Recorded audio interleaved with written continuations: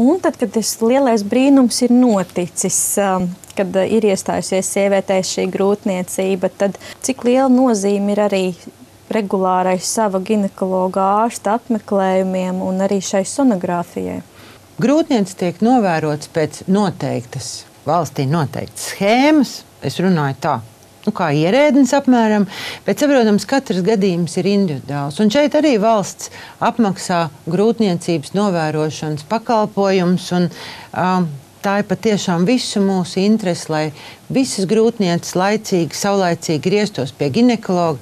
No nākošā gada 1. janvāra jau pirmajā grūtniecības trimestrī mēs veiksim augļu sonogrāfijas izmeklējumu. Un šeit ir ļoti svarīgi, lai būtu laba sonogrāfiska aparatūra, jo ir lietas, kuras mēs jau varam atrast un atklāt līdz 12. grūtniecības nedēļai. Šajā sākuma laikā mēs patiešām sagrupējam, kur ir zema riska, kur ir vidēja un kur ir augsta riska grūtniece. Un tas nebūtu nav saistīts ar sievietes vecumu. Bieži vien arī šīs riska grūtnieces ir ievērojami jaunākas. Tālāk mēs veicam arī nākošo sonogrāfiju. Patreiz ļoti daudz grūtnieces jautā par to, vai liela nozīme 3-4 dimensiju sonogrāfiskajiem modernajiem izmeklējumiem.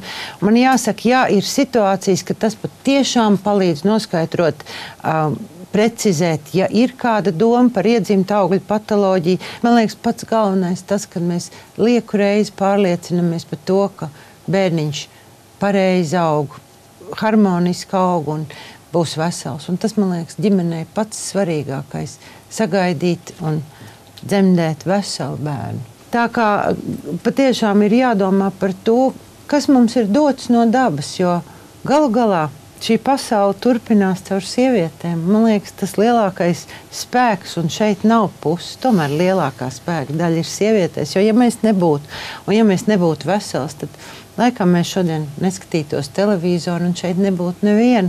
Un tādēļ, man liekas, ir ļoti, ļoti svarīgi izprast katrai sievietei, jaunai sievietei, kas viņai ir dots.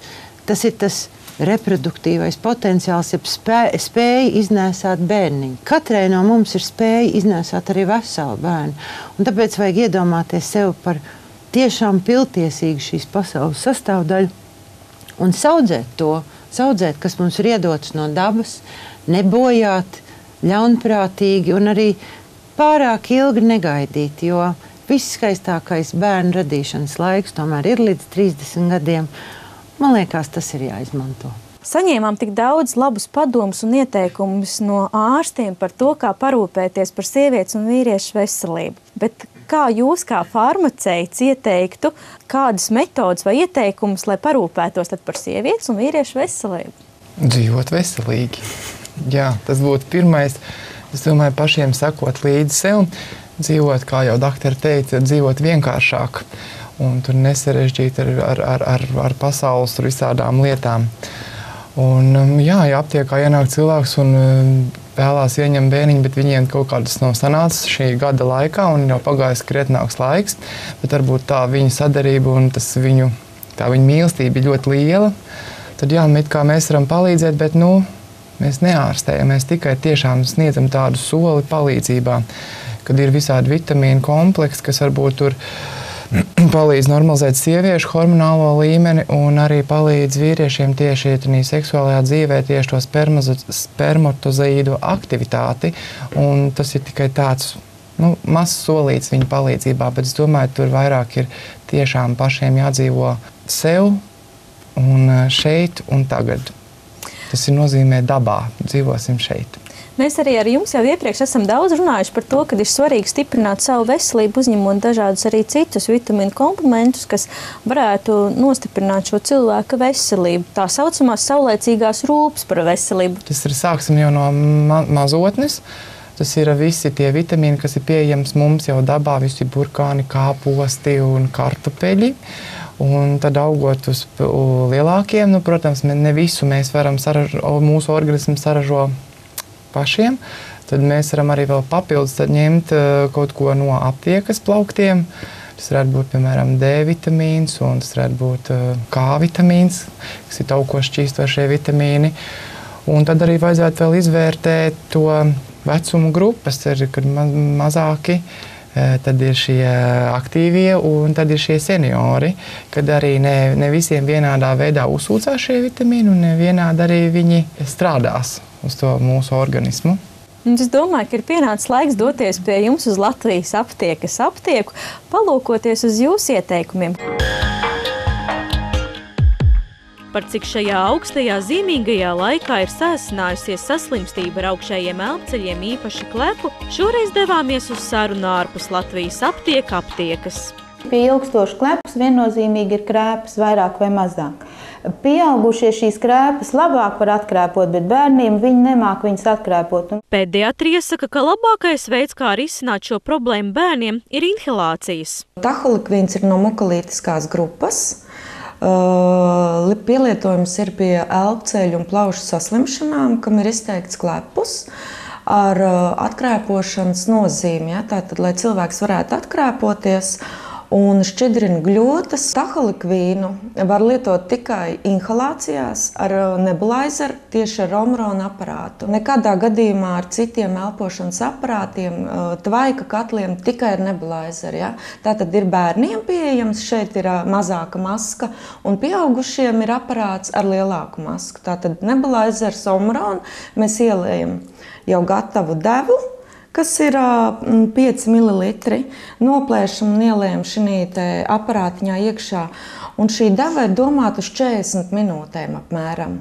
Tātad 10-15 minūtes elpojam līdz 5 reizēm dienā. Viņš atvieglo elpošanu pacientam, ja, šķidrina tātad gļotas un krēpas.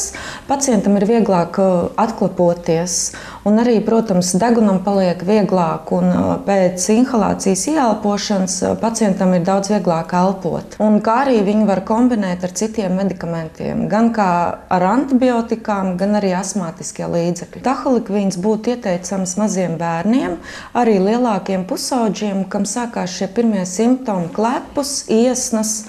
Un, lai nebūtu jālieto uzreiz stiprie medikamenti, līdzekļi kā antibiotikas, un tātad viņš pasargās bērna imūnsistēmu. Ja? Mēs sākam ar inhalācijām, un tas, protams, ir ilgstošāks. Tas process 2 nedēļas ir jāelpo, bet es domāju, ka tas ir ļoti labs atrisinājums bērniem, lai nebūtu jālieto antibiotikas uzreiz. Ja? Protams, ja ir tas gadījums smagāks, tad mēs arī varam lietot kopā ar antibiotikām.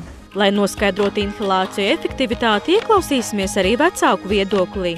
Mums bija klepus, diezgan liels, spēcīgs. Aizvācām pie daktera. Dakteris teica, ka ir tāds variants un tāds variants. Prasīja, kāds labums to aparātu, un dakteri pateica, ka tās ir antibiotikas bērnu veselībai.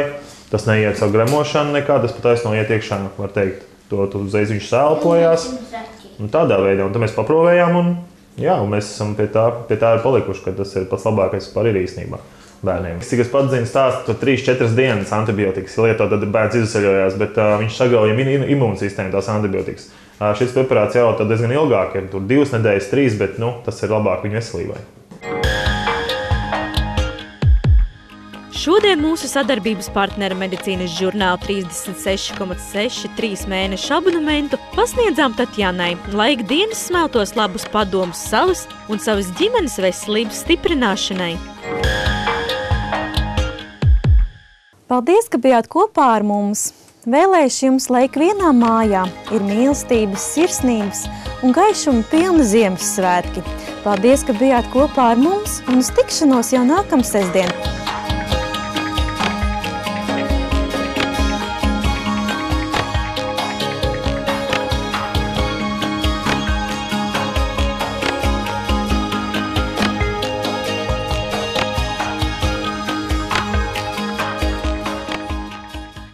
Raidījumu atbalsta Veselības centrs 4, medicīnas sabiedrība ARS un Latvijas aptieka.